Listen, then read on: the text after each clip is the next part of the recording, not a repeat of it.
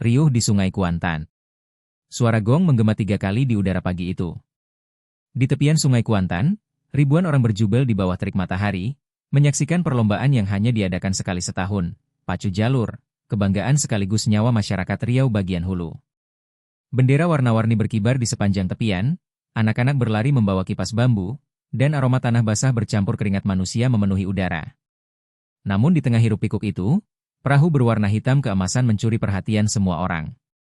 Di bagian depannya terukir kepala naga dengan sisik mengilap, matanya merah menyala seperti batu delima. Nama jalur itu disebut dengan hormat, bahkan dengan sedikit rasa takut. Naga Bonar. Tim dari desa Pulau Godang yang menaikinya dikenal sebagai salah satu yang paling tangguh. Namun ada sesuatu yang berbeda tahun ini. Saat gong pertama dibunyikan, salah satu pendayung, pria muda bernama Bahar, terlihat pucat. Ia menatap ke dalam air, seolah ada sesuatu yang memanggilnya dari dasar sungai. Temannya menepuk bahunya, tapi Bahar tak menjawab. Sesaat kemudian, suara gong ketiga terdengar, dan semua jalur mulai melaju, kecuali satu. Naga Bonar diam di tempat. Para pendayungnya mulai panik, dayung bergerak, tapi perahu seolah menolak berjalan. Dan di antara mereka, Bahar menatap kosong, bibirnya bergetar seperti menggumamkan sesuatu. Tiba-tiba, tubuhnya jatuh ke samping dan tercebur ke sungai. Sorak-sorai berubah jadi jeritan. Air sungai beria aneh, seolah bukan karena tubuh manusia, tapi sesuatu yang lebih besar bergerak di bawahnya. Ketika tubuh Bahar ditemukan beberapa menit kemudian, wajahnya membiru, dan matanya menatap kosong ke langit. Yang membuat semua orang menggigil, tidak ada air di paru-parunya. Ia bukan tenggelam, ia seperti dihisap dari dalam. Sore itu, Rahman Ardiansyah berdiri di tepi sungai. Ia baru saja datang dari Pekanbaru untuk berlibur, mengunjungi seorang sahabat lamanya yang kini bekerja sebagai panitia lomba. Namun insiden pagi tadi membuat suasana berubah kelam. Orang-orang berbisik tentang kutukan naga sungai yang menuntut tumbal.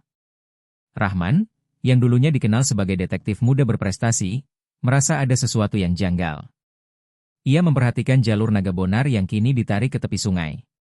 Di bawah sinar senja, warna emasnya tampak gelap, dan ukiran naga di haluan perahu seperti berdenyut perlahan. Rahman berjongkok, menyentuh kayunya yang lembab. Dingin, terlalu dingin untuk kayu yang baru saja dijemur di bawah matahari.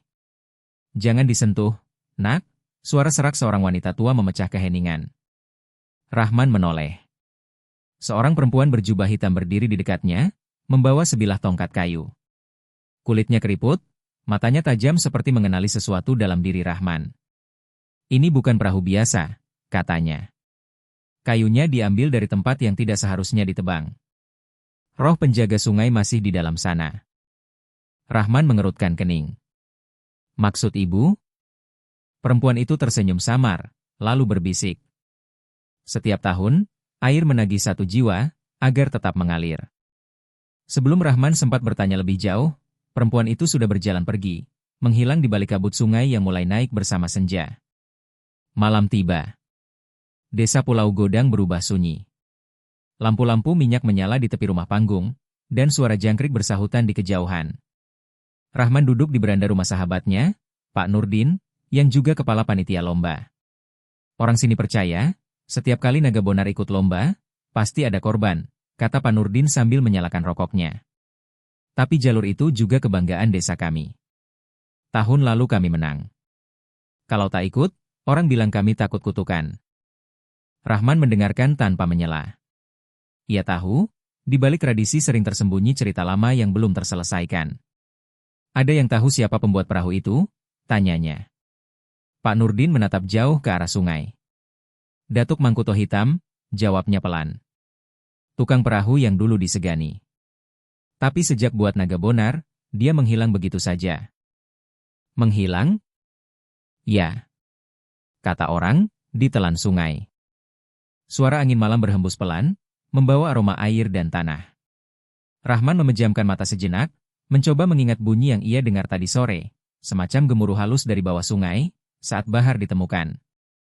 Bukan suara arus biasa. Lebih seperti tarikan napas panjang. Keesokan paginya, Rahman pergi ke tepi sungai. Kabut masih menggantung tipis, memantulkan bayangan jalur-jalur yang sedang dijemur. Di kejauhan, ia melihat seorang perempuan sedang memotret jalur naga bonar dengan kamera besar. Ia mengenakan kemeja flanel, rambut dikuncir tinggi, wajahnya tegas. Laras Widya, katanya memperkenalkan diri. Wartawan lokal. Kau juga tertarik dengan kasus ini? Rahman tersenyum kecil. Bisa dibilang begitu. Aku cuma ingin tahu kenapa perahu ini begitu ditakuti. Laras menurunkan kameranya. Kau detektif, kan? Aku tahu wajahmu. Kau pernah muncul di berita saat memecahkan kasus pembunuhan di Pekanbaru tahun lalu. Rahman menghela napas pendek. Itu sudah berlalu. Sekarang aku cuma ingin tahu kebenaran di balik sungai ini. Laras menunjuk ukiran di bawah haluan perahu. Lihat ini. Ukirannya berbeda. Sisik naga itu bukan sekadar hiasan. Menurut warga tua, itu adalah lambang roh penjaga Sungai Kuantan, naga air yang disebut si Bonar. Dulu katanya, sebelum sungai ini dibuka untuk lomba, roh itu pernah menolong penduduk dari banjir besar. Tapi manusia lupa berterima kasih. Rahman memperhatikan detail ukiran itu. Benar, di antara pola sisik, ada guratan halus menyerupai tulisan tua. Ia menyapu debu dengan ujung jarinya, dan terkejut. Tulisan itu bukan sekadar ukiran hias. Itu adalah mantra. Huruf-huruf kuno Melayu kuno yang samar berbunyi. Barang siapa mengarungi airku tanpa izin, akan kubawa kembali ke dasar. Rahman menatap Laras. Kau tahu artinya? Laras mengangguk pelan. Ya. Dan aku rasa Bahar bukan korban pertama.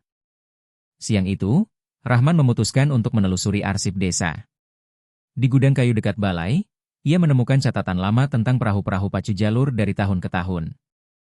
Nama, Naga Bonar, sudah tercatat sejak tahun 1973.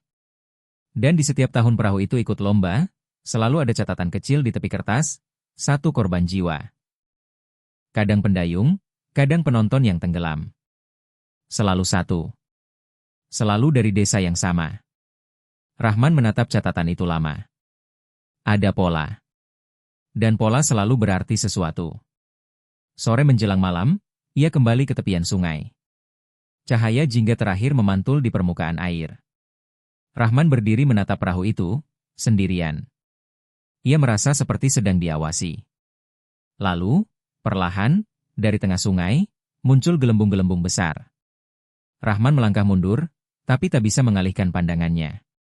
Gelembung itu pecah, dan sesuatu melintas cepat di bawah permukaan. Besar, panjang, dan berkilau seperti sisik emas.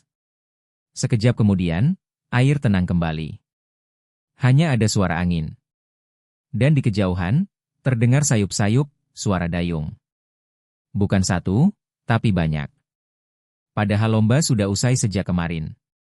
Rahman menatap sungai yang perlahan tertelan gelap, dan dalam hatinya, ia tahu. Ini bukan sekadar tradisi. Ada sesuatu yang lebih tua, lebih dalam, dan lebih berbahaya yang sedang terbangun di bawah sana. Sungai Kuantan belum selesai bercerita. Dan malam itu, ketika gong terdengar samar dari arah air, Rahman bersumpah, ia akan menemukan siapa, atau apa, yang sebenarnya bersemayam di balik nama Naga Bonar. Bayang di balik air. Kabut pagi menyelimuti tepian Sungai Kuantan. Suara air beradu dengan dayung-dayung kecil dari anak-anak yang sedang bermain di perahu. Tapi di sisi lain sungai, suasana terasa janggal, sunyi, berat, seolah udara menahan napas. Rahman berdiri di tepi dermaga, menatap permukaan air yang memantulkan bayangan dirinya. Ia belum bisa melupakan kejadian semalam, riak besar yang muncul tanpa sebab, dan suara dayung yang datang dari kegelapan. Di tangannya tergenggam selembar kertas tua yang ia temukan di arsip desa malam sebelumnya. Catatan tangan Datuk Mangkuto Hitam, pembuat jalur Naga Bonar. Tulisan itu bergetar, samar, namun masih bisa dibaca. Kayu dari hulu sungai tak boleh ditebang. Di sana naga penjaga tidur. Tapi mereka memaksa. Maka aku hanya bisa berdoa semoga air tidak marah. Rahman menatap kertas itu lama. Hulu sungai, gumamnya pelan. Mungkin di sanalah semua dimulai. Langkah ringan terdengar dari belakang. Kau tak akan pergi sendiri, kan? Laras muncul dengan kamera tergantung di leher. Wajahnya masih segar tapi matanya menunjukkan kurang tidur. Pagi-pagi sudah di sini? Tanya Rahman. Pagi-pagi juga sudah pikiranku dipenuhi naga, jawab Laras setengah bercanda. Aku ingin tahu kenapa perahu itu masih disimpan kalau semua orang tahu itu membawa sial. Rahman menatap sungai yang mulai disinari matahari. Karena manusia selalu merasa lebih kuat dari alam. Mereka menaiki perahu kecil milik warga menuju arah hulu sungai Kuantan, tempat arus makin deras dan pohon-pohon raksasa membentuk atap hijau di atas air. Laras memotret pemandangan, sementara Rahman memperhatikan dinding-dinding sungai yang tertutup lumut tebal. Beberapa jam perjalanan, mereka sampai di sebuah tempat yang berbeda. Air di sini lebih gelap, hampir seperti tinta. Suara burung menghilang. Dan di tengah air, tampak akar-akar pohon besar menjulur seperti tangan yang mencoba meraih langit. Tempat ini menyeramkan, bisik Laras. Rahman menunduk, meraba permukaan air dengan tangan. Dingin, tapi tenang. Lalu, tiba-tiba dari dasar sungai muncul gelembung-gelembung kecil. Ia menarik tangannya cepat-cepat. Ada sesuatu di bawah, katanya. Laras menatapnya. Kau yakin itu bukan ikan? Rahman menggeleng pelan. Itu besar. Di tepian hulu, mereka bertemu dengan seorang pria tua berpakaian lusuh, sedang memotong batang bambu. Wajahnya keriput, kulitnya kecoklatan terbakar matahari. Ia menatap mereka lama sebelum akhirnya berkata, "Kalian dari bawah sungai, ya? Dari Pulau Godang?" Rahman mengangguk. "Kami mencari tahu asal kayu perahu naga bonar." Mata pria tua itu langsung berubah. Tangannya yang memegang parang bergetar sedikit. Perahu itu seharusnya tidak pernah dibuat.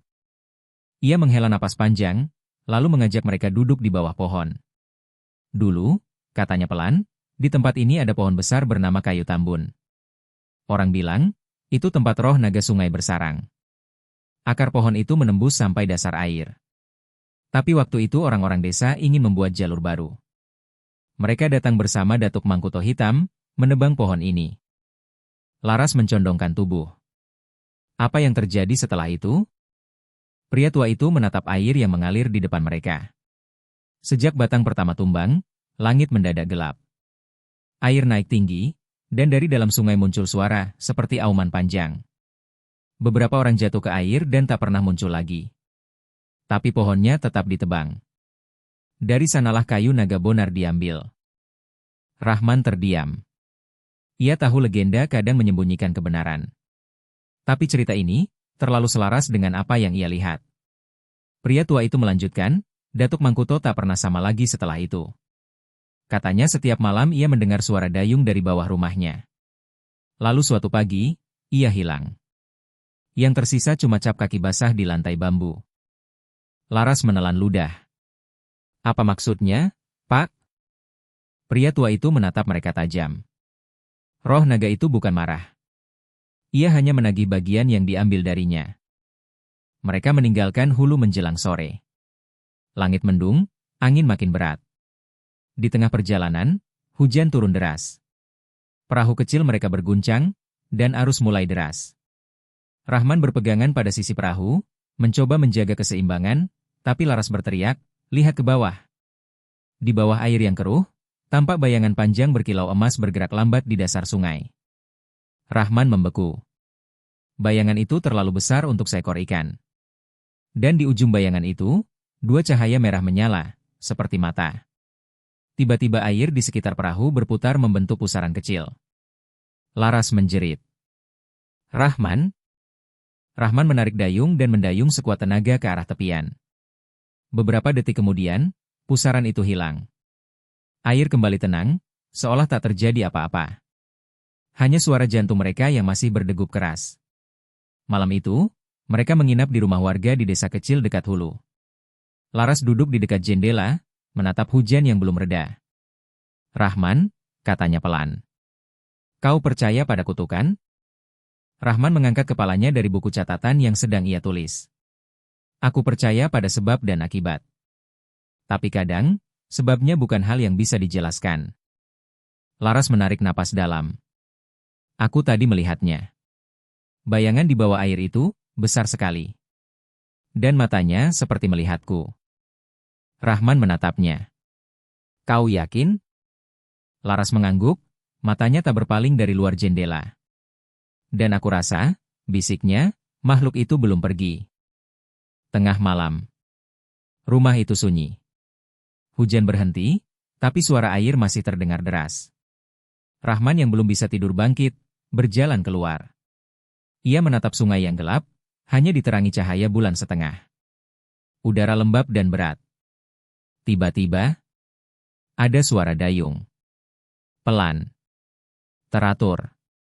Duk, duk, duk. Rahman menoleh ke arah sungai.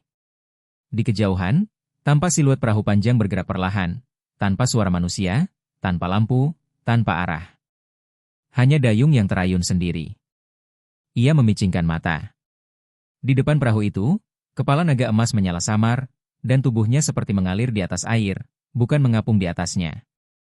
Rahman melangkah mundur, matanya membesar. Siluet itu terus mendekat, tapi ketika ia hendak berlari, sesuatu membekap bahunya dari belakang. Rahman, suara Laras. Kau juga lihat, kan? Mereka berdua berdiri membeku di tepi rumah, menatap bayangan perahu hantu itu melintas pelan dan menghilang ke arah hilir. Tak ada suara. Tak ada jejak. Tapi air sungai bergetar, dan bau amis besi menyeruak di udara. Rahman menatap Laras. Itu bukan halusinasi. Laras mengangguk, suaranya bergetar. Berarti roh itu memang masih mengarungi sungai. Dan setiap kali pacu jalur digelar, dia kembali. Ketika fajar menyingsing, mereka kembali ke perahu dan pulang ke Pulau Godang. Dari kejauhan, kabut tipis menutupi desa, seperti tabir yang enggan terbuka. Rahman menggenggam catatan Datuk Mangkutorat di tangannya. Ia tahu satu hal pasti. Perahu naga bonar bukan hanya dibuat dari kayu terlarang, ia membawa jiwa yang belum tenang. Dan jika roh itu benar menagih apa yang diambil darinya, maka setiap orang yang menyentuh perahu itu sedang berada di ujung kutukan. Di langit, seekor burung hitam melintas, suaranya nyaring memecah pagi. Sungai kembali tampak tenang. Tapi di bawah permukaan, Rahman tahu. Sesuatu sedang menunggu. Rahasia di balik ukiran jalur. Pagi itu, kabut sungai belum sepenuhnya menghilang ketika Rahman dan Laras tiba kembali di desa Pulau Godang. Suasana desa tampak muram, tak seperti biasanya. Orang-orang berbicara pelan, dan sebagian rumah menutup jendela rapat-rapat seolah takut sesuatu dari luar akan masuk. Dari kejauhan, suara burung bangau memecah keheningan, tapi Rahman bisa merasakan hawa yang ganjil, udara yang seolah lebih berat, lebih pekat daripada hari-hari sebelumnya. Di tepi sungai, jalur naga bonar diletakkan di bawah atap bambu, dijaga dua orang pemuda desa. Ukiran emas di haluan perahu memantulkan cahaya suram dari matahari pagi. Saat Rahman mendekat, kedua penjaga itu saling berpandangan gelisah. Pak Rahman, hati-hati, ya. Semalam ada suara kayak dayung dari dalam sungai. Kami kira ombak, tapi suara itu berhenti tepat di depan perahu ini, kata salah satu penjaga dengan wajah pucat. Rahman hanya mengangguk, pandangannya terpaku pada ukiran kepala naga yang tampak semakin hidup. Laras mengeluarkan kamera dan mulai mengambil gambar, sementara Rahman berjongkok, memperhatikan ukiran di bagian bawah lambung perahu. Ia mengusap permukaannya dengan kain lembab, dan sesuatu perlahan tampak, pola sisik naga yang tersusun rapi seperti lingkaran, tapi semakin diperhatikan semakin mirip aksara kuno. Ini bukan sekadar hiasan, kata Rahman pelan. Ada pesan di sini. Laras mendekat. Aksara Melayu kuno lagi? Rahman mengangguk. Tapi ini lebih tua. Seperti mantra, atau perjanjian. Ia mengeluarkan buku catatannya, menyalin bentuk-bentuk ukiran itu. Beberapa huruf tampak menyerupai gambar ombak, yang lain berbentuk seperti ekor naga yang berputar ke dalam. Saat tangannya menelusuri salah satu simbol, Rahman tiba-tiba merasa ujung jarinya kesemutan, seperti tersengat arus listrik halus. Air sungai di belakang mereka beriak pelan, meski tak ada angin. Rahman, panggil Laras. Ia tak menjawab. Tatapannya kosong, matanya memandangi permukaan perahu yang kini tampak bergetar halus. Di antara ukiran, seolah ada kilatan cahaya kehijauan muncul sesaat, membentuk simbol seperti mata naga yang terbuka lalu menutup. Laras buru-buru menarik tangannya. Kita harus berhenti dulu. Ini bukan cuma benda mati. Rahman mengangguk pelan, napasnya berat. Aku rasa roh itu terikat di sini.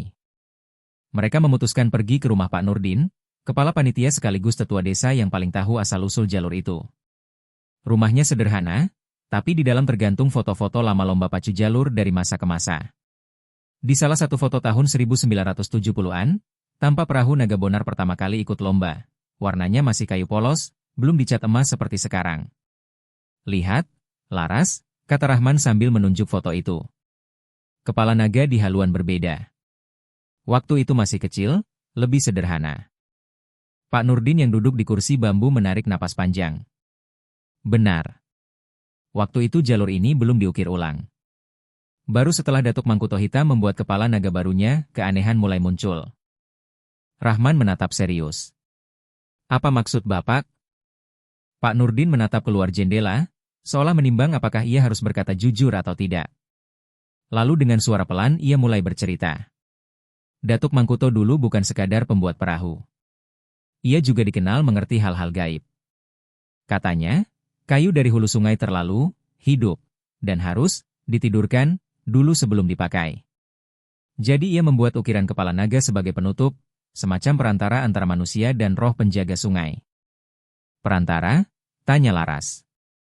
Ya. Kepala naga itu dibuat dari potongan terakhir batang kayu tambun, yang katanya tempat roh naga air bersemayam.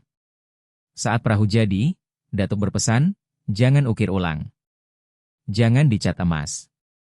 Biarkan naga ini tidur. Tapi setelah dia hilang, anak-anak muda menambahkan warna emas agar tampak megah di lomba. Rahman menunduk. Dan setelah itu, setiap tahun ada korban. Pak Nurdin mengangguk pelan. Mungkin roh itu tak suka diperindah. Ia hanya ingin tenang. Sore itu, Rahman dan Laras kembali ke sungai. Matahari condong ke barat, memantulkan cahaya jingga ke permukaan air yang tenang.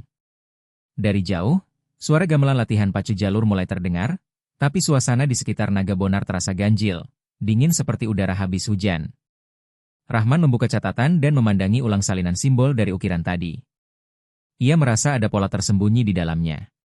Garis-garis yang tampak acak ternyata membentuk lingkaran besar, dengan satu simbol di tengah, mirip mata naga yang dikelilingi 9 gelombang air.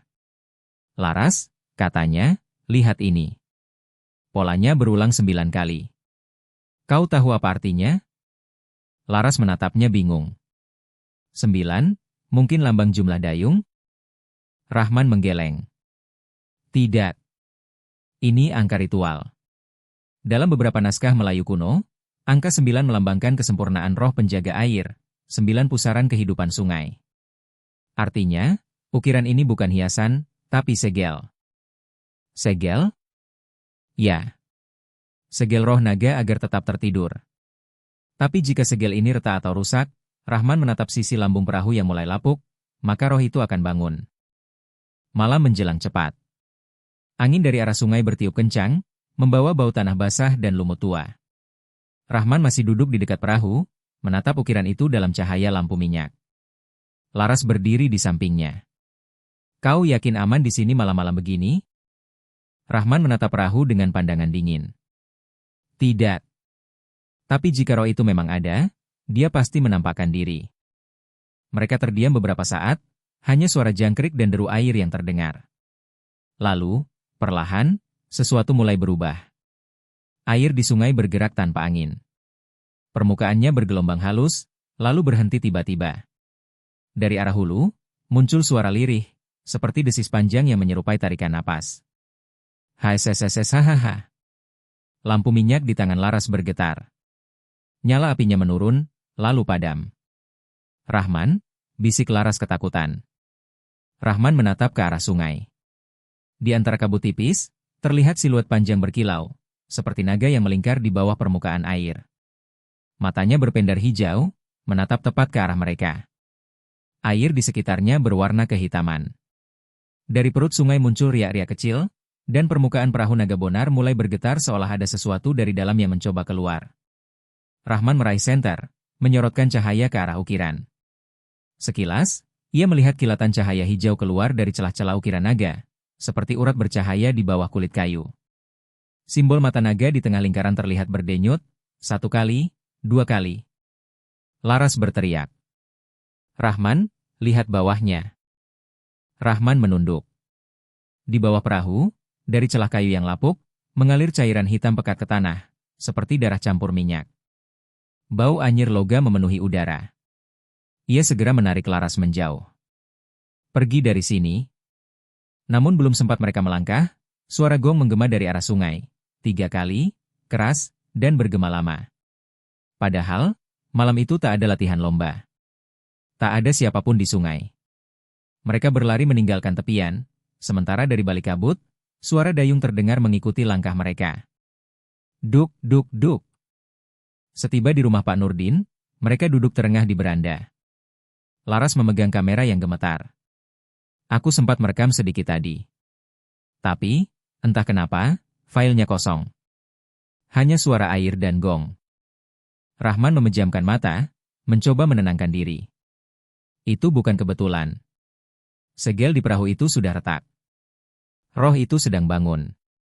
Pak Nurdin menatap mereka dengan mata melebar. Apa maksudmu? Rahman menatapnya tajam. Besok, saat lomba dimulai, roh itu akan menuntut bayaran penuh. Bukan satu nyawa, mungkin semua yang menyentuh perahu itu. Hening panjang menyelimuti ruangan. Di luar, angin bertiup membawa suara sungai yang bergemuruh. Laras menggenggam kameranya erat, sementara Rahman menatap langit gelap dengan mata penuh tekad. Kalau roh itu tak bisa dikurung lagi, katanya pelan, aku harus mencari cara untuk menghadapinya. Laras menatapnya. Kau mau melawan roh sungai? Rahman berdiri, pandangannya mengeras. Bukan melawan, katanya. Tapi mengerti kenapa dia marah. Di kejauhan, dari arah sungai, terdengar suara gong lagi, kali ini hanya 1 kali, namun cukup untuk membuat seisi desa terdiam.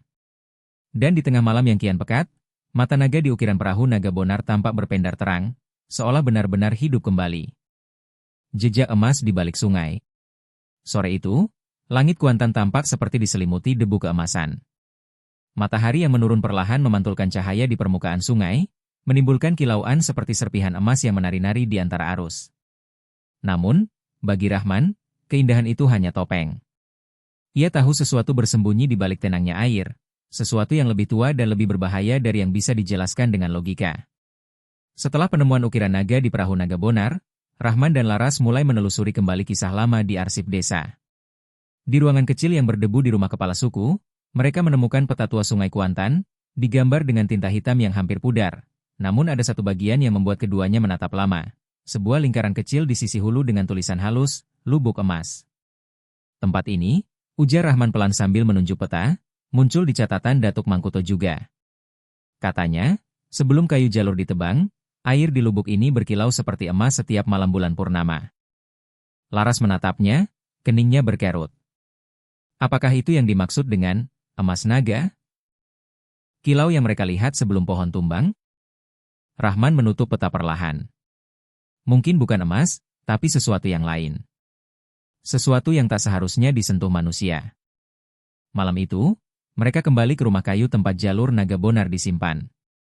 Rumah itu berdiri di pinggir desa, setengah tertutup rumput ilalang tinggi, seolah alam sendiri ingin menelannya.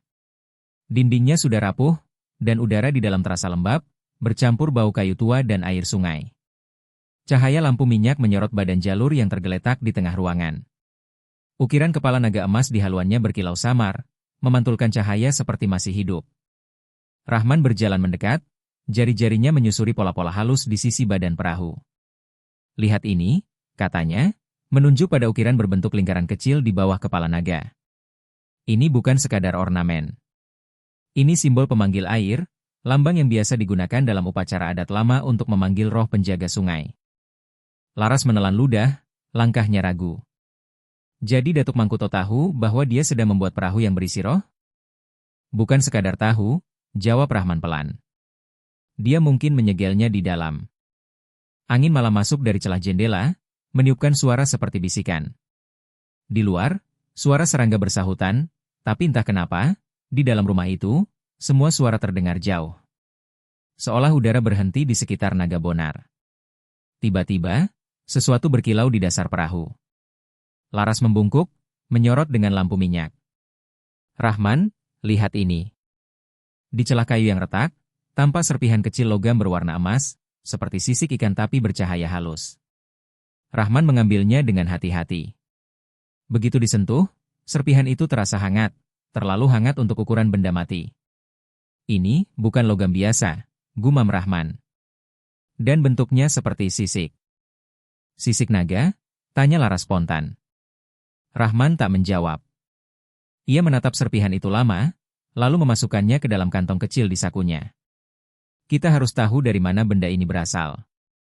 Keesokan harinya, mereka menemui Maijah, penjaga lama gudang jalur. Wanita tua itu dikenal pendiam dan jarang bicara dengan siapapun. Rumahnya berada di tepian sungai, dikelilingi batang bambu yang berdesi setiap kali angin datang. Maijah memandangi mereka tanpa ekspresi saat Rahman menunjukkan serpihan emas itu. Tapi saat melihatnya, mata wanita itu langsung berubah, seolah mengenali sesuatu yang sangat ia takuti. Buang itu, katanya cepat. Sekarang juga. Itu bukan milik manusia. Rahman berusaha menenangkan. Kami hanya ingin tahu asalnya, Mak. Apakah ini yang disebut emas naga? Maijah menggeleng pelan, matanya mulai berkaca. Itu bukan emas. Itu kulit roh air. Setiap kali roh naga bergerak di bawah sungai, sisiknya luruh dan hanyut ke permukaan. Dulu, banyak orang menambangnya, mengira itu emas. Tapi mereka semua hilang satu persatu. Hilang? Tanya Laras terbata. Ya, jawab Maijah, suaranya bergetar. Mereka yang menyentuh sisik itu akan dibawa arus saat malam tiba. Karena roh itu ingin bagian tubuhnya kembali. Hening panjang menguasai ruangan. Rahman menatap serpihan emas di tangannya, kini terasa lebih berat dari sebelumnya. Malam harinya, Rahman tak bisa tidur. Di luar, sungai terdengar bergemuruh lebih keras dari biasanya. Ia membuka jendela, menatap air yang berkilau samar di bawah cahaya bulan. Dan di antara kilau itu, sesuatu bergerak. Kilauan itu seperti jejak panjang, berkelok dari tengah sungai menuju tepi, menuju arah rumah tempat naga bonar disimpan. Rahman langsung berlari keluar, melewati ilalang yang tinggi. Angin malam menusuk kulitnya. Dari kejauhan, rumah kayu itu tampak samar diterangi sinar bulan, tapi ada sesuatu yang aneh. Di sekeliling rumah, tanahnya basah, seperti habis dilalui air besar. Saat ia mendekat, terdengar suara lirih dari dalam. Suara dayung. Duk, duk, duk. Rahman membuka pintu perlahan. Di dalam, perahu itu bergerak sendiri, meski tak ada air. Dayung-dayungnya terayun pelan, mengeluarkan bunyi berirama. Di ujung haluan, ukiran naga emas itu kini bersinar terang, matanya menyala merah seperti bara api. Rahman mundur, napasnya tertahan. Tapi sebelum ia sempat keluar, suara berat menggema dari dalam perahu. Kembalikan yang telah diambil. Suara itu dalam, bergema seperti datang dari dasar air. Lantai kayu mulai basah, air merembes dari bawah perahu, mengalir ke arah Rahman. Ia berusaha melangkah mundur, tapi air makin tinggi, menutupi kakinya. Dari permukaan air, muncul tangan-tangan berlumur lumpur yang mencoba menarik perahu itu ke dalam. Laras, teriak Rahman sekuatnya. Namun ketika ia menoleh, Laras sudah berdiri di pintu, wajahnya pucat, matanya menatap lurus pada cahaya merah di haluan perahu. Rahman, bisiknya. Mereka datang menjemput. Air mendadak berhenti naik. Semua suara lenyap.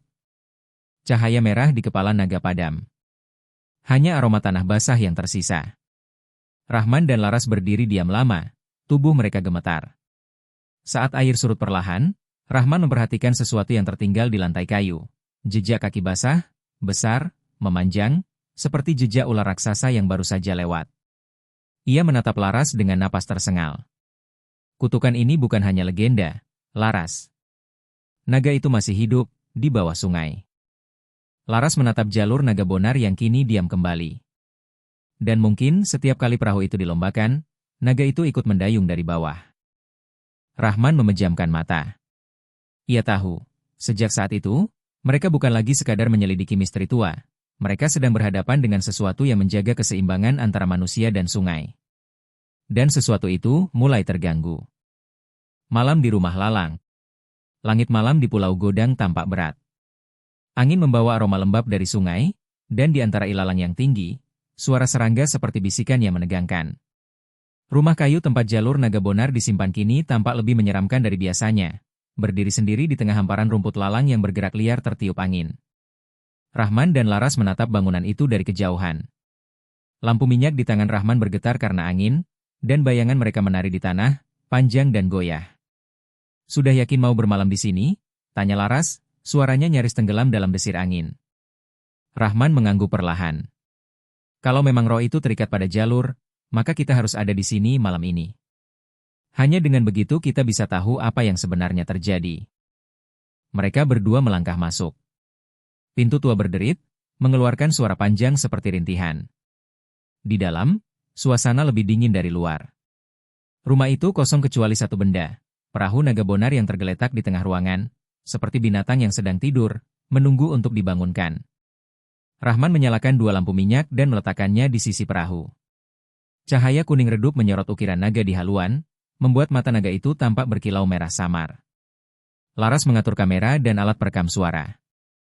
"Aku ingin merekam semuanya," katanya pelan. "Kalau sesuatu terjadi, kita punya bukti." Rahman mengangguk. "Jangan terlalu dekat dengan perahu. Kita tidak tahu bagaimana energi di sekitarnya bekerja." Laras tersenyum tipis, mencoba menutupi rasa takutnya. "Tenang saja, detektif. Aku sudah biasa menghadapi tempat angker." Tapi dalam hati, ia tahu ini berbeda. Rumah lalang ini bukan sekadar angker. Ada sesuatu yang hidup di udara, menunggu. Waktu berlalu pelan. Angin berhenti. Malam menjadi begitu sunyi, sampai detak jam tua di dinding terdengar seperti dentuman keras. Rahman duduk bersandar di dinding, buku catatan terbuka di pangkuannya. "Ada satu hal yang menggangguku," katanya lirih. "Setiap saksi yang melihat perahu naga bonar saat malam mengaku mendengar suara dayung dan gong. Tapi tidak ada yang bisa menjelaskan dari mana asalnya." Laras menatap perahu. "Mungkin itu suara roh pendayungnya. Kau ingat kata Maijah? Bahwa roh naga itu tak marah, hanya menagih bagian yang diambil." Rahman menatapnya. "Kalau benar naga itu menagih bagian tubuhnya, berarti sisik yang kita temukan adalah kunci." Mereka terdiam. Di luar, suara angin tiba-tiba berhenti total. Rumah lalang mendadak sunyi. Laras menelan ludah. "Kenapa anginnya berhenti?" Rahman hendak menjawab, tapi kemudian terdengar suara lain. Pelan. Teratur. Duk, duk, duk. Suara dayung. Mereka berdua saling berpandangan. Laras menggenggam kamera nyarat, menyorot ke arah pintu. Tapi suara itu bukan dari luar. Suara itu datang dari dalam rumah. Duk, duk, duk. Semakin keras. Lalu disusul suara gong yang berat, menggema seperti dari dasar sungai. Goong. Lampu minyak bergoyang hebat. Bayangan naga di dinding tampak bergerak, seolah tubuhnya hidup dan meliuk perlahan mengikuti irama suara itu. Rahman berdiri cepat, mendekati perahu. "Laras, matikan lampu." Gelap total. Namun di kegelapan itu, mata naga di haluan perahu menyala merah terang, seperti bara api yang menatap langsung ke jiwa mereka. Laras menahan napas, tangannya gemetar memegang kamera. Rahman itu menyala sendiri. Rahman melangkah pelan ke depan. "Jangan bergerak." Udara di dalam ruangan menjadi tebal, dingin, dan bergetar. Lalu, sesuatu mulai muncul di permukaan perahu. Satu persatu, bayangan hitam berbentuk manusia mulai mengambil wujud. Mereka berdiri di atas perahu, tubuh mereka basah, wajah tak terlihat, hanya mata kosong yang menatap lurus ke arah Rahman dan Laras. Ada puluhan. Semua berdiri tegak, memegang dayung. Salah satu dari mereka mengangkat kepala naga di haluan, dan suara berat terdengar lagi. "Kami masih mendayung, tapi tuan kami belum tiba." Suara itu seperti bergema dari air, dalam, serak, dan penuh kesedihan. Rahman mundur selangkah. "Tuan kalian siapa?" Bayangan itu menunduk. Dari tubuhnya meneteskan air hitam ke lantai. Datuk Mangkuto, ia berjanji akan kembali. Tapi kayunya telah hancur dan naga kehilangan jalan pulang. Laras menutup mulutnya, menahan teriakan. Rahman mereka bicara tentang Datuk Mangkuto. Rahman menatap roh-roh pendayung itu. "Apa yang kalian inginkan dari kami?" Bayangan itu menjawab pelan. Kembalikan sisik naga pada sungai, sebelum bulan purnama berakhir. Jika tidak, air akan menelan semua yang masih menanggung janji itu. Tiba-tiba, seluruh bayangan memudar perlahan. Hanya suara dayung yang tersisa, semakin cepat, semakin keras. Air merembes dari bawah lantai, menggenangi kaki mereka. Laras menjerit, menarik Rahman keluar. Mereka berlari keluar dari rumah lalang, terengah-engah di bawah langit malam. Dari kejauhan, rumah itu tampak bergetar. Dindingnya berderak, seolah hendak runtuh, dan dari celah-celah lantainya memancar cahaya keemasan, seperti air sungai yang memantulkan sinar bulan. Beberapa detik kemudian, suara gong terakhir terdengar keras. Gong! Dan rumah itu diam. Mereka berdua duduk di tanah, napas masih memburu. Laras memegangi kamera yang kini bergetar hebat di tangannya. Rahman mengambil sisik naga dari saku jaketnya. Anehnya, benda itu kini bersinar terang, jauh lebih kuat dari sebelumnya. Rahman lihat, ujar Laras dengan suara bergetar. Sisik itu hidup. Rahman menatapnya lama, lalu menggenggam sisik itu erat. Roh-roh itu memberiku petunjuk. Kita harus kembalikan ini ke sungai, Laras. Sebelum purnama penuh. Laras menatap ke arah sungai yang berkilau di kejauhan. Dan kalau kita tidak melakukannya? Rahman menatap rumah lalang yang kini tampak tenang di balik ilalang. Maka bukan hanya desa ini yang akan ditelan. Seluruh sungai Kuantan akan menjadi kuburan naga. Pagi harinya, desa Pulau Godang dikejutkan oleh kabar aneh. Sungai Kuantan tiba-tiba naik permukaannya, tapi tanpa hujan. Air berputar di beberapa titik, seolah harusnya hidup. Warga yang berani mendekat bersumpah melihat sesuatu seperti tubuh ular raksasa bergerak di bawah air, berkilau emas di bawah sinar matahari. Rahman dan Laras berdiri di tepi sungai, menatap fenomena itu. Dia sudah bangun, kata Rahman pelan. Dan dia mencari bagian tubuhnya. Laras menatapnya, takut tapi juga penasaran. Kita harus ke Lubuk Emas, kan? Rahman mengangguk. Di sanalah semuanya dimulai dan di sanalah semuanya akan berakhir. Di kejauhan, matahari terbit di atas sungai Kuantan. Tapi airnya tidak lagi berwarna coklat seperti biasa, melainkan berkilau keemasan, seolah naga itu benar-benar sedang bangun dari tidurnya. Dan di antara riak air yang tenang, suara dayung samar kembali terdengar. Pelan. Teratur. Duk, duk, duk. Bersama gong lembut yang datang dari arah hulu. Sungai hidup kembali. Tapi bukan untuk manusia. Lubuk emas yang terlarang. Fajar baru saja menyingsing, tapi langit sungai Kuantan tampak ganjil. Cahaya matahari memantul di air seperti kaca cair, berkilau keemasan namun anehnya, tidak memantulkan bayangan apapun. Seolah sungai itu telah menjadi mata naga, menatap balik ke siapapun yang berani menatapnya. Rahman dan Laras berdiri di tepi perahu kecil, siap menelusuri arus menuju hulu. Wajah mereka tegang, mata sayu karena semalaman tidak tidur. Di tangan Rahman, sisik naga yang mereka temukan kini berdenyut lembut seperti benda hidup.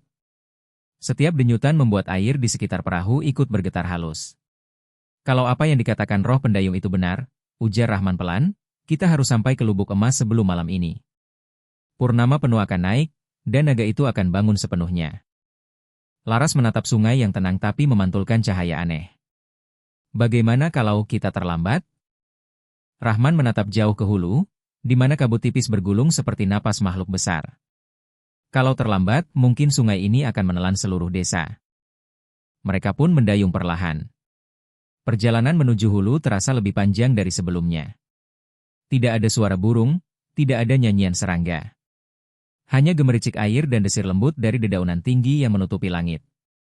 Kadang, mereka mendengar suara gemuruh pelan dari dasar sungai, seperti sesuatu yang bergeser di bawah sana.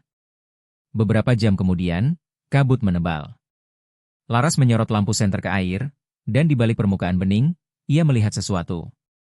Pola melingkar, besar, berwarna emas, seperti sisik raksasa yang terukir di dasar. Rahman, suaranya bergetar, itu tubuhnya? Rahman menatap ke bawah, dan perlahan mengangguk. Ya. Naga itu masih di sana.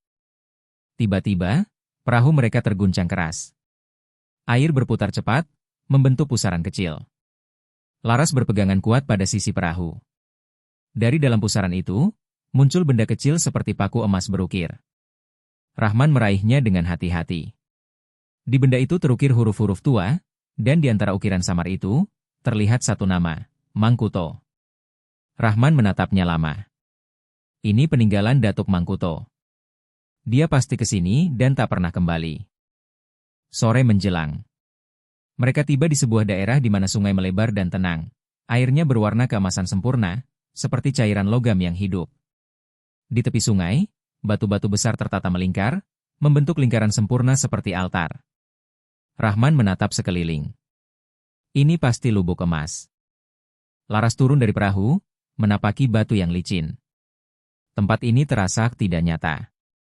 Rahman berlutut di tepi air, mengeluarkan sisik naga dari kantongnya. Begitu sisik itu disentuh cahaya senja, sinarnya makin terang, nyaris menyilaukan. Air di sekitarnya mulai bergetar. Sekarang apa yang harus kita lakukan? Tanya Laras pelan. Rahman menatap sisik itu. Kembalikan ke tempat asalnya. Kita taruh di tengah lubuk. Mereka mendorong perahu ke tengah pusaran air. Rahman memegang sisik di telapak tangannya, lalu menatap Laras sejenak. Kalau sesuatu terjadi, jangan panik. Tetap di perahu. Laras mengangguk, tapi wajahnya tak bisa menyembunyikan ketakutan. Rahman menunduk dan meletakkan sisik itu perlahan ke permukaan air. Sekejap kemudian, air mendidih. Cahaya keemasan menyilaukan mata. Sisik itu tenggelam, tapi arus malah berputar lebih cepat, seperti sedang menelan energi yang hilang. Dari dalam air, terdengar suara berat, jauh dan dalam, seperti auman makhluk purba. Air bergetar, dan dari dasar sungai muncul kilatan cahaya berbentuk spiral. Rahman. Apa yang terjadi? Teriak Laras, menahan keseimbangan. Rahman menatap pusaran itu, wajahnya pucat. Dia bangun. Air di tengah lubuk mulai meninggi. Dari kedalaman, muncul sesuatu seperti tubuh besar berlapis sisik emas yang memantulkan cahaya matahari sore. Mata merah menyala menatap mereka. Naga Sungai Kuantan, penunggu sungai, muncul perlahan dari dasar air, tubuhnya membentang sepanjang sungai, matanya memancarkan cahaya seperti bara. Rahman berdiri gemetar di perahu. Kau, penjaga sungai? Suara berat menggema dari udara, seolah seluruh sungai berbicara. Manusia telah menebang tempatku tidur. Mereka mengambil tubuhku untuk melaju di atas air yang menjadi darahku. Rahman menelan ludah, suaranya serak. Kami hanya ingin mengembalikan yang milikmu. Kami tak bermaksud menantang. Naga itu mendekat, kepalanya setinggi pohon kelapa, matanya menatap langsung ke arah mereka. Datuk Mangkuto berjanji menjaga jalurku. Tapi ia mengkhianati janjinya. Kini, jiwanya terkurung di bawah air. Kembalikan ia padaku atau air ini akan menelan setiap pendayung. Laras menatap Rahman dengan wajah pucat. Jadi jasad Datuk Mangkuto ada di sini? Rahman memejamkan mata. Mungkin itulah sebabnya lubuk ini disebut lubuk emas, bukan karena harta, tapi karena tubuh naga ini membungkus makamnya. Tanpa berpikir panjang, Rahman menyalakan senter dan menyelam. Air di lubuk emas hangat, seperti darah yang mengalir. Ia berenang ke dasar, dan di sana benar saja, ada kerangka manusia duduk bersila, dikelilingi potongan kayu tua yang sudah berubah warna keemasan. Di dada kerangka itu tertancap benda berbentuk paku emas, kembar dengan yang Rahman temukan sebelumnya. Ia mencabutnya perlahan, dan saat itu juga air bergetar hebat. Cahaya emas menyilaukan mata.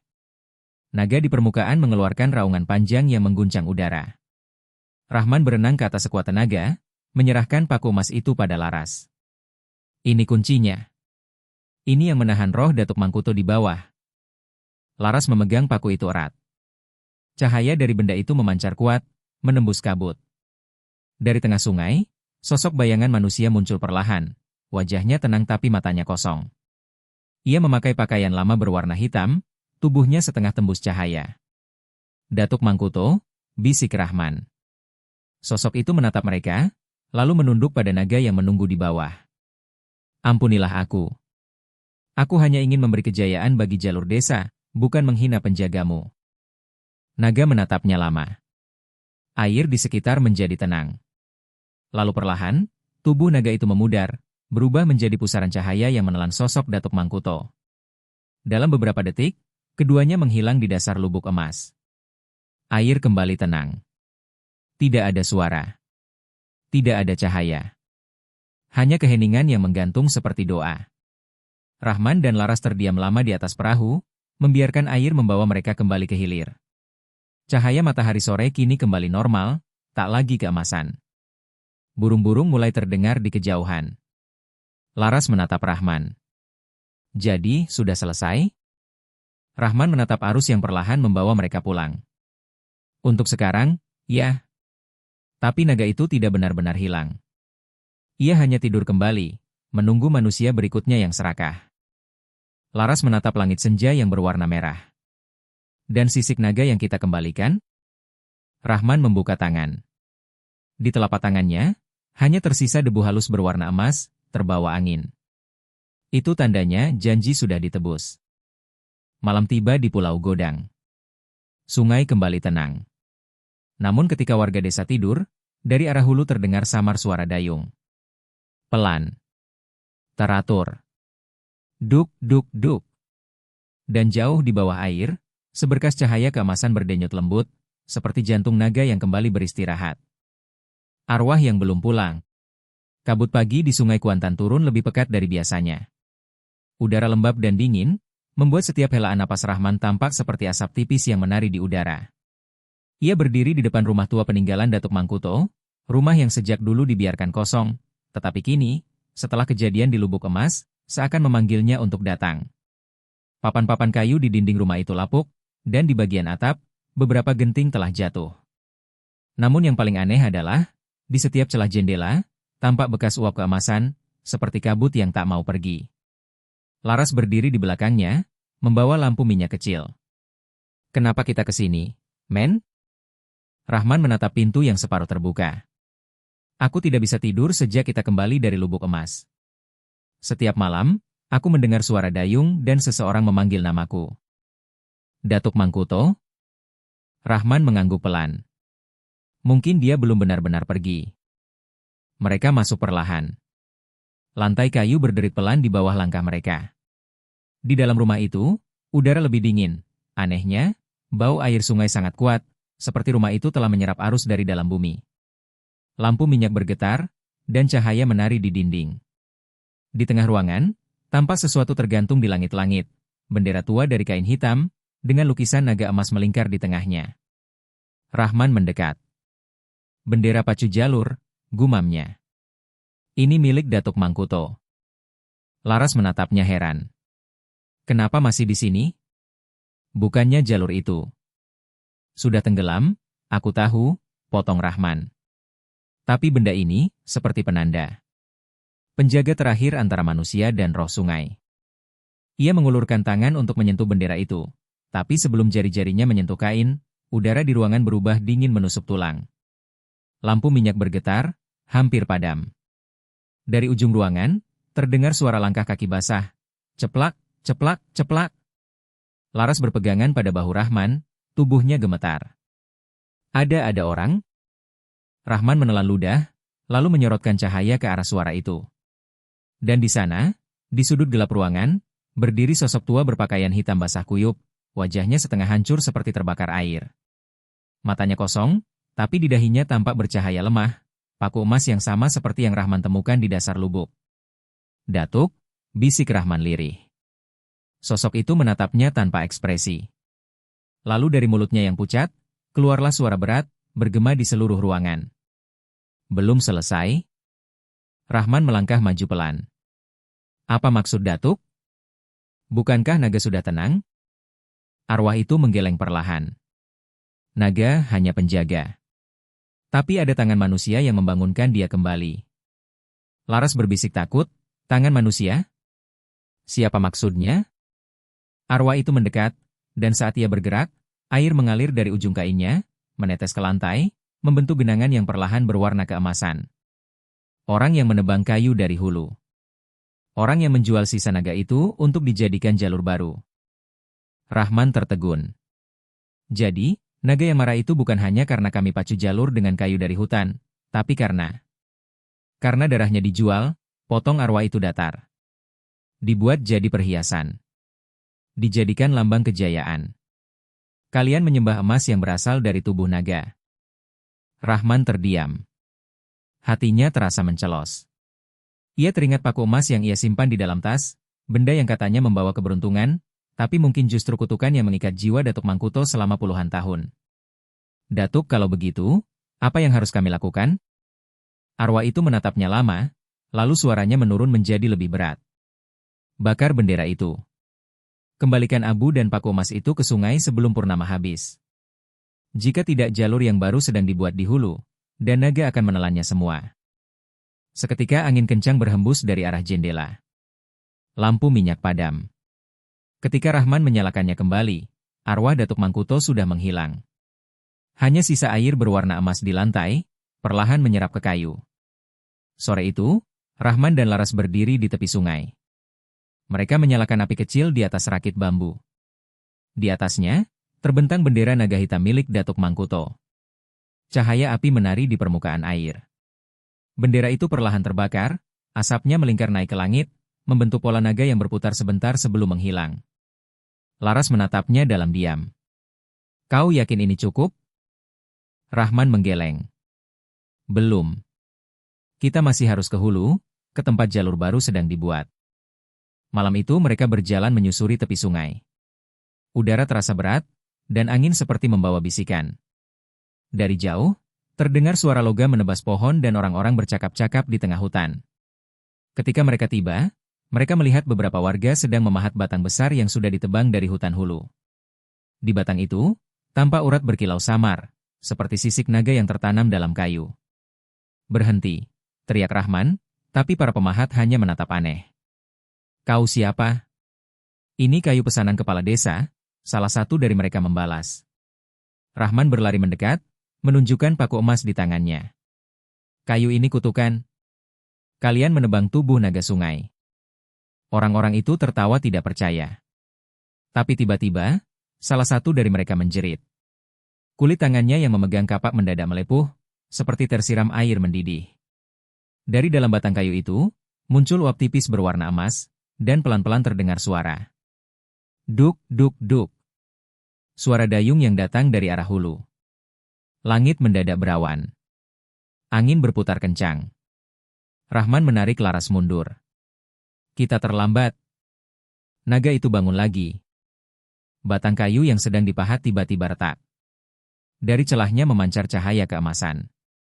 Air sungai di tepi hutan mulai naik, berputar seperti sedang tersedot dari bawah. Dalam hitungan detik, pusaran besar terbentuk, menelan sebagian tepi hutan. Suara gemuruh mengguncang bumi. Dari pusaran itu muncul ekor besar bersisik emas, naga yang sama, tapi kali ini tubuhnya terlihat rusak, seperti luka lama yang dibuka kembali. Kalian belum belajar. Suara itu menggema dari segala arah. Para pekerja berlari panik, berusaha menyelamatkan diri. Air naik semakin tinggi. Rahman berlari ke arah rakit, menarik Laras. Kita harus kembalikan paku emas ini sekarang juga. Ia mengangkat paku emas tinggi-tinggi dan berteriak ke arah pusaran air. Kembalilah ke tempatmu. Kami tak akan ganggu lagi. Ia melempar paku emas itu ke dalam pusaran. Air berkilau terang, lalu perlahan mulai surut. Langit menjadi tenang.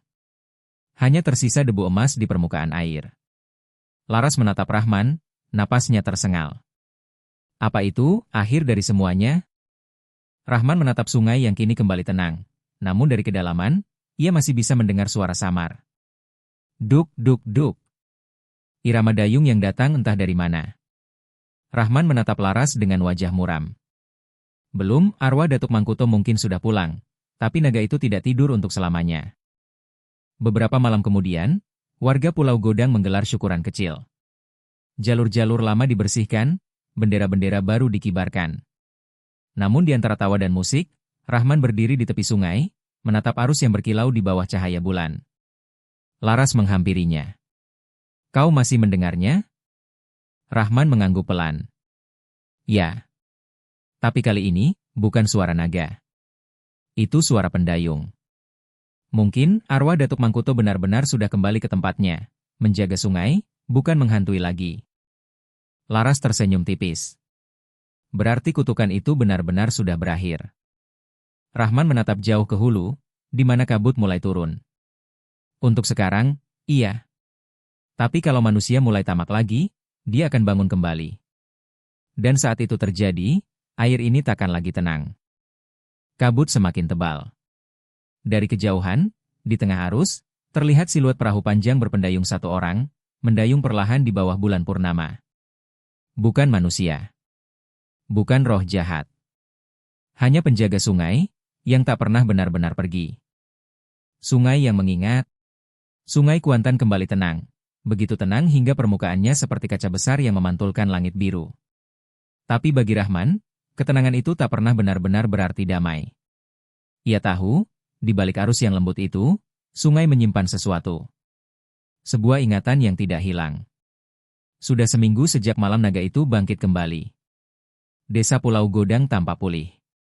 Warga menebang pohon untuk memperbaiki rumah, anak-anak berlarian di tepi sungai, dan suara tawa kembali terdengar. Tapi malam-malam Rahman tidak pernah sunyi. Setiap kali ia mencoba tidur, suara dayung itu selalu datang. Pelan, teratur, dan konstan. Duk, duk, duk. Bukan dari luar, melainkan dari dalam kepalanya sendiri. Laras menyadarinya. Suatu pagi, saat mereka duduk di warung tepi pasar, gadis itu menatap Rahman lama. Kau makin pucat saja. Sejak kejadian itu, kau jarang bicara. Rahman menatap air kopi di gelasnya. Aku mendengar sesuatu. Suara dayung lagi? Rahman mengangguk. Tapi sekarang, suaranya tidak hanya dayung. Ada suara orang bicara. Seperti menyanyi. Laras menelan ludah. Menyanyi? Ya. Lagu lama. Lagu yang dulu dinyanyikan pendayung sebelum pacu jalur dimulai. Tapi suaranya serak, seperti datang dari dalam air. Laras menatapnya khawatir. Rahman, jangan bilang kau mau menyelidiki lagi. Rahman tersenyum samar. Sungai ini belum selesai bercerita, Laras. Kau tahu, naga mungkin sudah tidur, tapi sungai dia selalu mengingat. Sore itu, Rahman mendayung seorang diri ke hulu, membawa alat perekam suara dan buku catatan tuanya. Arus tenang, tapi langit mulai memerah. Ia berhenti di sebuah tikungan yang dulu pernah ia lewati bersama Laras, tempat di mana batang pohon besar menjulur ke atas air seperti tangan yang hendak meraih langit. Ia menyalakan alat perekam dan meletakkannya di tepi perahu. Kalau benar suara itu bukan halusinasi, aku akan mendengarnya di sini. Angin berembus pelan, daun bergemerisik.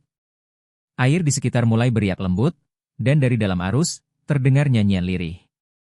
Di arus panjang kami berlayar. Air jadi darah, naga jadi dayung. Jangan langgar janji sungai. Karena arus tak lupa pada utangnya. Rahman membeku. Suara itu jelas. Ia menatap alat perekam yang lampunya berkelip pelan. Sungai benar-benar bernyanyi. Tiba-tiba, angin berembus kencang. Kabut muncul begitu cepat, menutupi seluruh permukaan air. Arus berubah deras. Perahu Rahman terguncang hebat. Ia berpegangan pada sisi perahu sambil menyalakan lampu senter. Di antara kabut, ia melihat bayangan perahu panjang, jalur naga, meluncur perlahan, tanpa pendayung. Di atasnya berdiri sosok-sosok samar mengenakan ikat kepala kuning, menunduk dan mendayung serempak. Rahman menatap tak percaya.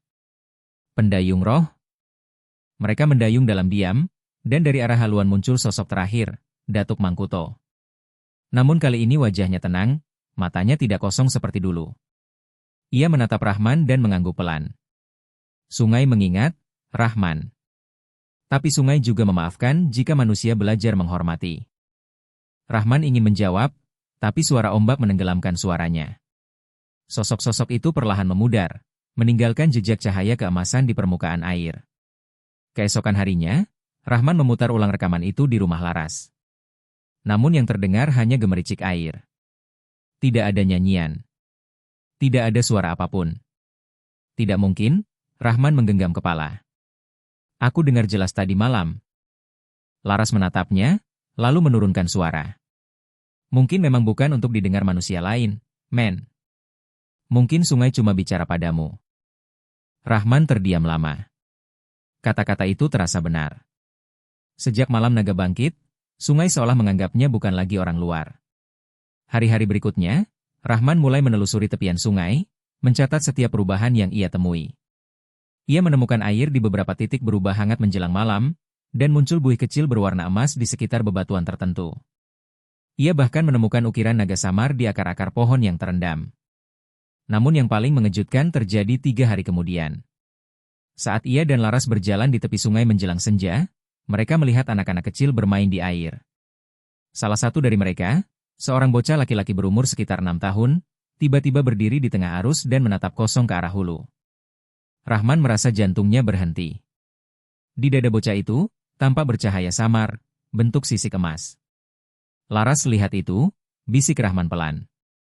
Laras menggenggam lengannya. Apa artinya? Rahman menggeleng perlahan. Sungai tidak pernah benar-benar melupakan naga. Ia mewariskannya pada darah manusia yang tinggal di sekitarnya. Bocah itu tiba-tiba tersenyum, lalu menyelam ke dalam air. Rahman refleks berlari, berusaha menolong, tapi saat ia sampai di tempat bocah itu berdiri, air tenang. Tidak ada siapa-siapa. Malamnya, berita menyebar di desa. Bocah bernama Amar, anak seorang pendayung lama, hilang di sungai. Orang-orang mencari semalaman, tapi tidak menemukan apapun. 3 hari berlalu. Rahman duduk di teras rumah sambil menatap sungai. Angin berembus pelan, membawa aroma lumpur dan daun basah. Tiba-tiba Laras datang membawa surat. Kepala desa ingin kau datang malam ini. Katanya, mereka akan membentuk tim pacu jalur baru untuk festival bulan depan. Rahman menatap surat itu lama. Mereka masih mau pacu jalur? Laras mengangguk. Katanya, itu tradisi. Tak bisa dihentikan. Rahman berdiri, wajahnya muram. Tradisi yang lahir dari kutukan, Laras. Mereka tidak tahu apa yang sedang mereka bangkitkan. Malam itu, pertemuan di balai desa berlangsung ramai. Kepala desa, Pak Rashid, berdiri di depan, berbicara lantang. Festival pacu jalur akan tetap kita adakan. Tahun ini, kita buat jalur baru, jalur emas, lambang kejayaan desa Pulau Godang. Rahman berdiri dari kursinya. Pak Rashid, jangan lakukan itu. Jalur emas berarti kayu dari hulu sungai, dari tubuh naga. Pak Rashid menatapnya sinis. Itu hanya cerita orang tua. Sungai tidak hidup, Rahman. Itu hanya air. Rahman menatapnya tajam. Air memang tak punya lidah, tapi ia punya ingatan. Dan jika ia marah, ia menenggelamkan. Ruangan hening. Tapi kepala desa hanya tertawa kecil dan menepuk bahu Rahman. Kalau begitu, biar sungai sendiri yang membuktikan, ya. Malam itu Rahman tidak bisa tidur. Ia duduk di tepi sungai, menatap arus yang tenang. Dalam kegelapan, ia melihat sesuatu di permukaan air, bayangan naga, panjang dan berkilau. Tapi kali ini, naga itu tidak menatap marah. Ia seolah mengawasi, seperti menunggu sesuatu. Rahman menunduk dan berbisik, apa yang kau mau dariku, penunggu sungai? Dari air, terdengar bisikan lirih. Ingatkan mereka, Rahman. Sebelum air mengingat semuanya dengan cara yang paling kelam. Rahman menatap ke langit, bulan bulat sempurna menggantung di atas kepala. Ia tahu pesan itu bukan sekadar peringatan, tapi pertanda. Keesokan paginya, hujan turun deras tanpa henti. Sungai meluap. Air mengalir deras membawa ranting dan lumpur. Warga mulai panik, mengangkat barang-barang ke tempat tinggi. Tapi Rahman berdiri di tepi air, memandangi arus yang berputar cepat. Laras berlari menghampirinya. Rahman. Air naik cepat sekali. Rahman menatapnya dengan mata yang tak berkedip. Ini bukan banjir biasa, Laras. Ini sungai yang mengingat. Ia menagih janji yang dilanggar manusia. Kilatan petir membelah langit. Suara gemuruh mengguncang bumi. Dan dari tengah sungai, muncul sesuatu. Bukan naga, bukan pusaran, tapi bayangan perahu panjang yang mendayung tanpa suara. Duk, duk, duk. Satu persatu warga mulai berteriak ketakutan. Tapi Rahman hanya berdiri, air sudah mencapai lututnya. Ia tahu, ini bukan akhir, ini adalah peringatan terakhir. Sungai tidak butuh marah untuk menenggelamkan. Ia hanya perlu mengingat. kutukan terakhir di hulu Kuantan. Malam itu, langit di atas sungai Kuantan gelap tanpa bintang.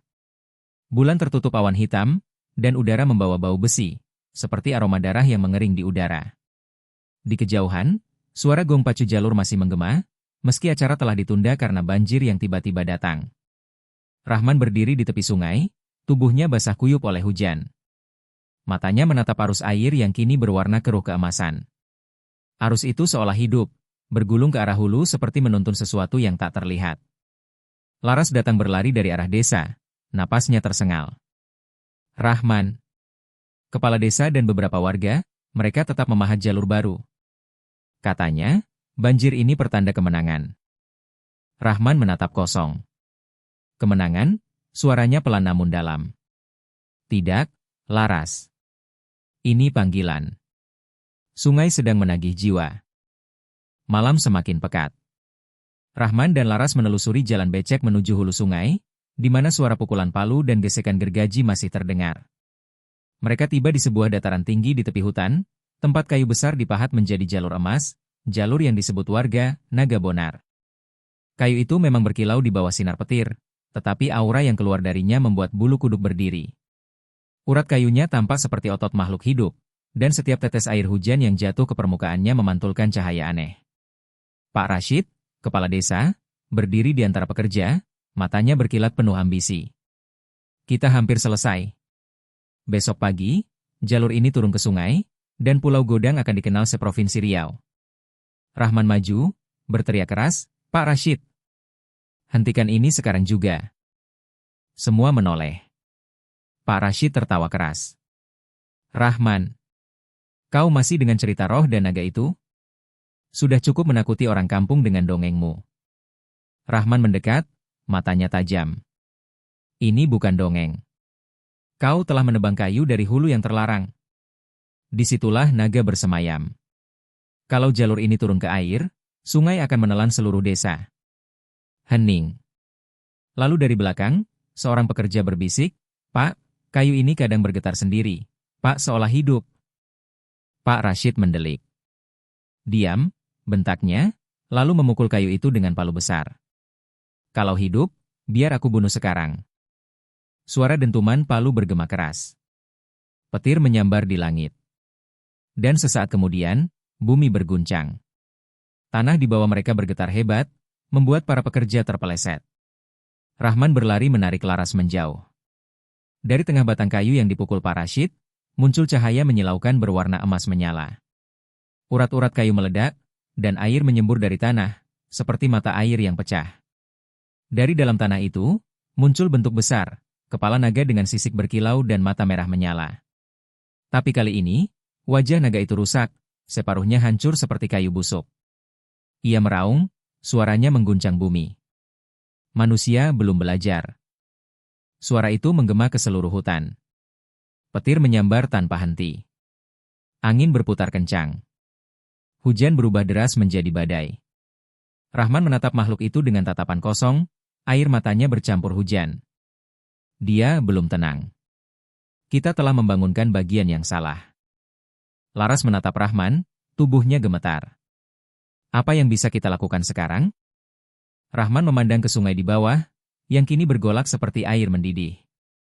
Satu-satunya cara adalah menebus kesalahan manusia dengan darah penjaga baru. Laras memegang tangannya keras. Jangan katakan. Tiap sungai punya penunggu, Laras. Dan penunggunya harus lahir dari manusia yang mendengar suaranya. Aku sudah mendengar sejak malam pertama. Air di sekeliling naga mulai naik. Tubuh makhluk itu semakin besar, ekornya melilit pepohonan. Suara gong dari desa masih menggema samar, seolah menjadi irama kematian. Rahman maju perlahan, mendekati naga. Kalau sungai butuh penjaga baru, biarlah aku. Laras berteriak, menangis. Rahman. Jangan. Ada cara lain. Rahman menatapnya dengan senyum tenang. Kalau aku tinggal diam, sungai ini akan menelan kalian semua. Aku tidak ingin naga bangun karena kebodohan kita. Biarkan aku yang menggantikannya. Ia melepas kalung kecil dari lehernya, kalung pemberian Laras, dan menaruhnya di tangan gadis itu. Kalau suatu hari air tenang, datanglah ke hulu. Di sanalah aku menunggu. Laras menggenggam kalung itu erat. Rahman? Rahman melangkah ke tepi lubang tempat naga itu muncul. Cahaya keemasan menelan tubuhnya perlahan. Naga menatapnya dengan mata besar yang berkilau seperti bara. Kau menyerahkan dirimu untuk sungai? Rahman mengangguk. Aku menyerahkannya untuk menenangkan ingatanmu. Suara naga berubah lembut, seperti bisikan di antara ombak. Maka kau akan menjadi arusku. Kau akan mendengar setiap napas sungai. Kau akan ada di antara manusia, tapi takkan pernah terlihat lagi. Rahman tersenyum. Itu harga yang adil. Dalam sekejap, cahaya emas menyelimuti tubuhnya. Laras menjerit, tapi Rahman hanya menatapnya terakhir kali. Matanya bersinar lembut, tenang, sebelum seluruh tubuhnya larut dalam arus yang mengamuk. Air mendadak tenang. Angin berhenti. Petir padam. Semua hening. Naga menatap Laras yang berlutut di tanah, menangis tak bersuara. Sungai tak lagi marah. Ia punya penjaga baru. Lalu naga itu perlahan tenggelam kembali ke tanah, bersama air yang surut, meninggalkan hanya lumpur lembut dan batang kayu patah. Pagi menjelang. Desa Pulau Godang diselimuti kabut tipis. Warga yang semalam panik ini keluar rumah dan mendapati sungai kembali jernih. Tak ada banjir, tak ada sisa badai. Hanya arus tenang yang memantulkan langit biru. Tapi Laras tahu, sesuatu telah berubah. Ia berjalan ke hulu, ke tempat terakhir kali melihat Rahman. Di sana, di antara batu dan lumpur, ia menemukan benda kecil berkilau, sisik emas, setengah transparan, seperti kaca yang bernapas. Ketika ia memungutnya, air di tepi kakinya beriak halus. Suara lirih terdengar, suara Rahman. Sungai mengingat, dan aku sekarang bagian dari ingatannya. Laras menggenggam sisik itu erat di dadanya, air matanya menetes. Kalau begitu, aku akan terus datang ke sini agar kau tak dilupakan, Rahman. Bertahun-tahun berlalu. Festival Pacu Jalur tetap diadakan setiap tahun, tapi sejak kejadian malam itu, tak ada lagi warga yang berani membuat jalur dari kayu hulu. Mereka mengambil kayu dari hilir, dan setiap kali perahu berlayar di sungai, air selalu terasa tenang, seolah ada yang menuntun dari bawah. Anak-anak yang lahir di sekitar sungai kadang berkata mereka mendengar suara lelaki muda bernyanyi saat malam purnama. Lagu itu selalu sama, lembut, membawa ketenangan bagi siapapun yang mendengarnya. Di arus panjang kami berlayar. Air jadi darah, naga jadi dayung. Jangan langgar janji sungai. Karena arus tak lupa pada utangnya. Laras kini menjadi pencerita di desa itu. Setiap kali festival tiba, ia duduk di tepi sungai dan bercerita tentang lelaki yang menjadi penjaga air, yang menukar hidupnya demi ketenangan naga. Dan di malam paling hening, ketika bulan purnama jatuh tepat di atas arus Kuantan, dari kejauhan terlihat satu perahu panjang meluncur pelan, tanpa pendayung, tanpa suara. Hanya riak air yang berbisik lembut. Rahman. Penjaga sungai Kuantan.